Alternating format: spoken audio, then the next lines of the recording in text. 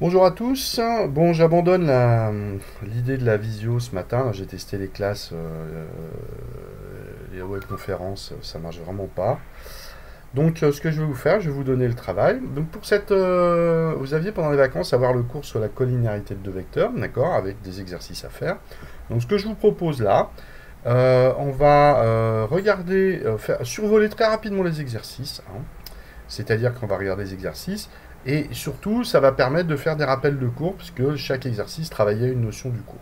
D'accord? Donc c'est vraiment un survol. Ensuite, ce que vous allez avoir à faire, c'est corriger les exercices un par un en détail. Donc là, vous avez la correction détaillée par écrit et je vous ai préparé une vidéo pour chaque exercice. Donc pour chaque exercice, si vous avez des difficultés, vous allez voir la vidéo et vous travaillez ça tranquillement. Voilà pour votre séance d'aujourd'hui. Donc là, on prend 10 minutes juste pour survoler la base d'exercice et voir un peu un résumé du cours. Donc la première chose, on a défini le déterminant de vecteurs. Donc déjà, on se place dans une base orthonormée. Qu'est-ce qu'une base orthonormée? Eh bien, il faut que les deux axes, c'est-à-dire les directions des deux vecteurs qui dirigent les axes, soient perpendiculaires. Hein, ça, c'est le ortho. Voilà. Pour le normé, cela veut dire qu'il y a la même unité sur les deux axes, c'est-à-dire que les deux vecteurs qui dirigent les axes ont la même longueur qui sera prise comme unité des deux sur les deux axes, tout simplement. Sans ça, si on n'a pas cette caractéristique du repère, on ne peut pas ni faire de calcul de longueur, ni faire de calcul de déterminant, car on verra que le déterminant est une aire, hein, c'est-à-dire la mesure d'une surface. Donc dans le premier exercice, alors comment calculer le déterminant? Voilà, ici, c'est même une définition, ça. Je vais enlever, ça sera plus simple. Donc ça, c'est une définition.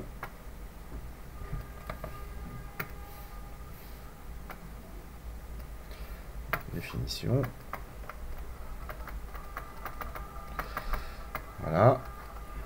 Donc, dans une base orthonormée, on prend deux vecteurs U de coordonnées xy et V de coordonnées xy'. Eh bien, le déterminant, tout simplement, dans une matrice, vous écrivez en colonne les coordonnées des vecteurs et vous calculez le produit en croix. Donc, c'est xy' moins yx'.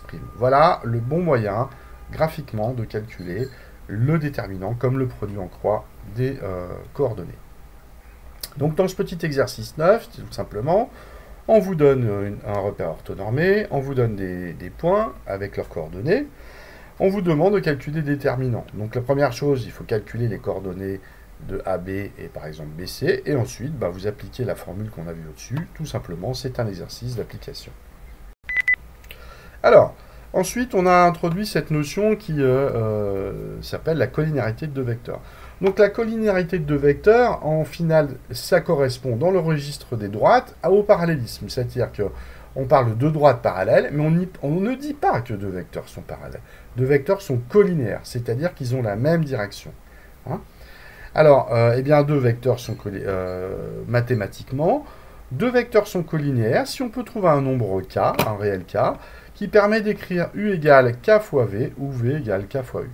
Donc par exemple, ce qu'on peut dire, ça c'est sûr, c'est que deux vecteurs collinaires ont la même direction. Dans cet exemple, vous voyez qu'on a U qui est égal à moins 3V. Hein. U et V ont la même direction, par contre ils n'ont ni le même sens ni la même longueur. L'important dans la collinéarité, c'est la même direction, et en gros, on peut écrire un des vecteurs en fonction de l'autre par le produit d'un réel, tout simplement. Voilà la correspondance, la géométrie et les mathématiques. On a montré dans le cours que dans un repère orthonormé, cette fois, U et V sont collinéaires si et seulement si le déterminant de UV était égal à 0. Alors, la démonstration, elle est assez simple. Et pourquoi? Parce que si le déterminant de UV est égal à 0, ça veut dire, cela signifie que le produit en croix des coordonnées est nul. Ça veut dire que les coordonnées sont proportionnelles, et ça veut dire qu'on peut écrire U égale KV ou UV égale KU. Donc tout est lié. Hein. Voilà, donc ça c'est vraiment ce qu'il faut maîtriser. La définition de la collinéarité, hein, je peux écrire U égale KV ou V égale KU, les vecteurs ont la même direction, et le déterminant est nul.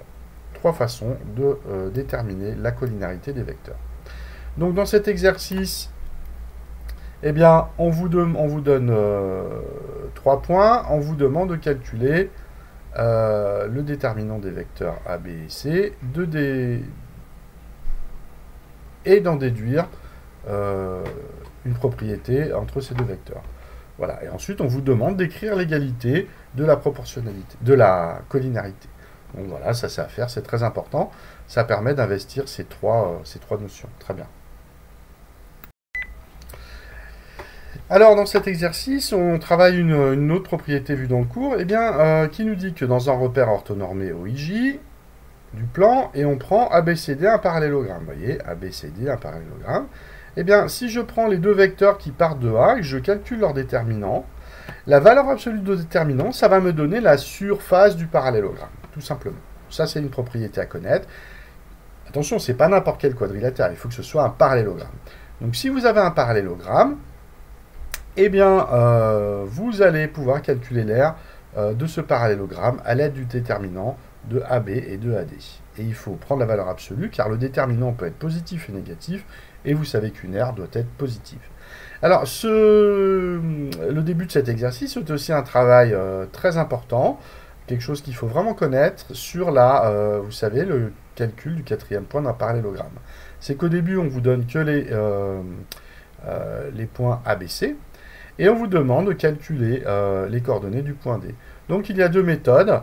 Soit vous dites que A et D est l'image de A par la translation de vecteur BC. Donc vous allez calculer BC et vous allez ajouter les coordonnées du vecteur BC aux coordonnées de A. Ça va vous donner les coordonnées de D. Soit vous passez par une égalité vectorielle et vous dites que le vecteur BC est égal au vecteur AD. Ceci revient à dire que ABC est un parallélogramme. Et ensuite, en introduisant comme inconnu les coordonnées de D, vous allez réduire un petit système qui vous donne les coordonnées de D. Donc les deux méthodes sont à maîtriser. Cet exercice est très important car il réinvestit le calcul du quatrième point d'un parallélogramme et il permet de découvrir le calcul de l'aire avec le déterminant. Alors, eh bien ici, nous allons étudier le lien entre la collinarité et le parallélisme et l'alignement. On a vu que dire que deux vecteurs étaient collinéaires, ça voulait dire que les droites qui les portent étaient parallèles. Donc, avec la collinarité de deux vecteurs, on va pouvoir arriver à des conclusions sur le parallélisme. Donc, regardons cet exercice qui concerne plutôt l'alignement. Donc, qu'est-ce qui se passe? Imaginons que les points EFG soient alignés. À ce moment-là, forcément, cela signifie que EF et EG vont être collinéaires, puisqu'ils sont portés par la même droite. D'accord? Donc EF et G sont forcément collinéaires.